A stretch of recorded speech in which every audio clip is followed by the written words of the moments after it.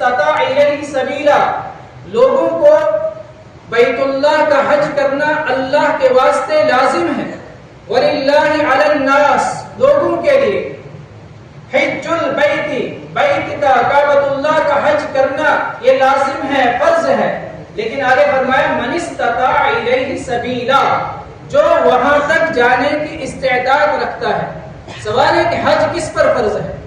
اس آیت کی روشنی میں اور احادیث کی روشنی میں فقہاء کرام نے فرمایا کہ جو شخص ضروریات اصلیہ سے زائد، جو زندگی کی جو ضروریات ہیں ان ضروریات سے زائد اتنے مال کا مالک ہو کہ جس مال کی بنیاد پر گھر والوں کے خرچے وغیرہ کے انتظام کرنے کے بعد وہ مکہ المکرمہ تک جانے کی اور وہاں سے واپس آنے کی استعداد رکھتا ہے، اتنا مال اس کے پاس ہے تو اس پر حج فرض ہے.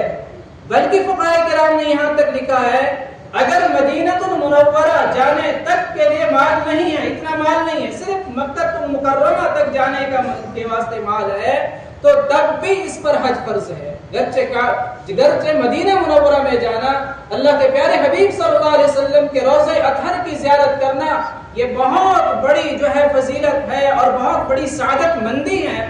لیکن حج کے سلسلے میں اگر وہاں تک جانے کی طاقت نہیں ہے، صرف مکہ مکرمہ تک جا سکتا ہے اور واپس آ سکتا ہے تو اس پر حج فرض ہے. قرآن نے کیا فرمایا؟ وَلِلَّهِ عَلَى النَّاسِ حِجُّ الْبَيْتِ مَنِ اسْتَطَاعَ إِلَيْهِ سَبِيلًا، جو وہاں تک جانے کی طاقت رکھتا ہے.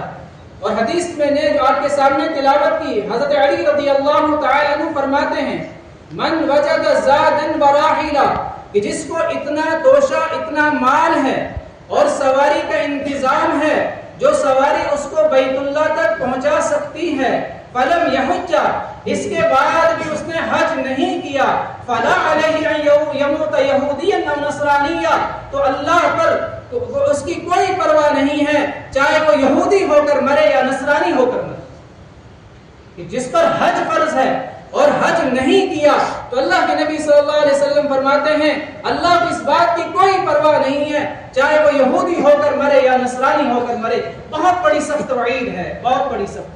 اور اتنی سخت وعید کیوں کہ قرآن نے فرمایا وَلِلَّهِ عَلَى النَّاسِ حِجُّ الْبَيْتِ مَنِ اسْتَطَاعَ إِلَيْهِ سَبِيلًا، لوگوں کے لیے بیت اللہ کا حج کرنا لازم اور ضروری ہے جو وہاں تک طاقت رکھ سکتے، سب پر تو نہیں، جو استعداد رکھتے ہوں، آنے جانے کا انتظام کر سکتے ہیں، ان پر حج فرض ہے.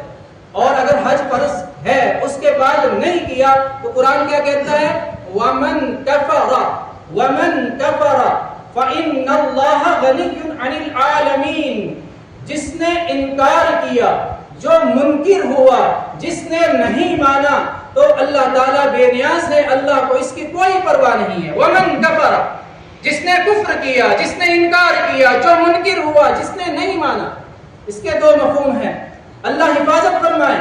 کہیں اگر کسی نے حج کی فرضیت کا انکار کیا نعوذ باللہ کہ حج فرض نہیں ہے، میں اس کو نہیں مانتا ہوں، تو اس کے کفر میں کوئی شک اور شبہ نہیں ہے، وہ تو کافر ہو جائے گا.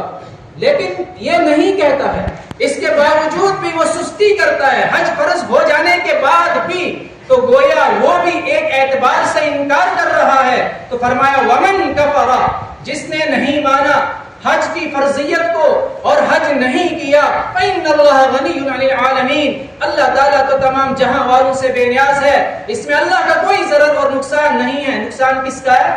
حج نہ کرنے والے کا. اس لیے آج کی مجلس میں خصوصیت کے ساتھ اس کی طرف توجہ دلائی گئی، اس لیے کہ حج کے مہین، حج کے لیے فارم بھرے جاتے ہیں، تو جن اللہ کے بندوں کو اللہ نے مال سے نوازا ہے، جو جن کی پراپرٹی لاکھوں میں ہے، کروڑوں میں ہے، تو کیا ان پر حج فرض نہیں ہوگا؟ یقیناً حج فرض ہے. تو ان کو چاہیے کہ اس کے لیے کوشش کریں اور حج کے فارم بھر لیں.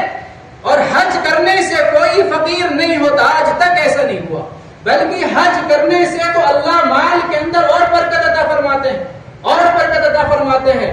تو گویا حج اسلام کا ایک عظیم الشان بنیادی رکن ہے. تو جس پر اللہ نے حج فرض کیا ہے اس کو اس میں کوتاہی نہیں کرنی چاہے، تعویلات نہیں کرنی چاہے. جتنا جو عمل اہم ہوتا ہے، جتنا عمل اللہ کے نزدیک بڑا ہوتا ہے، اس کے کرنے کی فضیلت بھی بہت زیادہ ہوتی ہے اور اس کے نہ کرنے پر وعید بھی سخت ہوتی ہے. وعید تو میں نے سنائی. فضیلت کیا ہے؟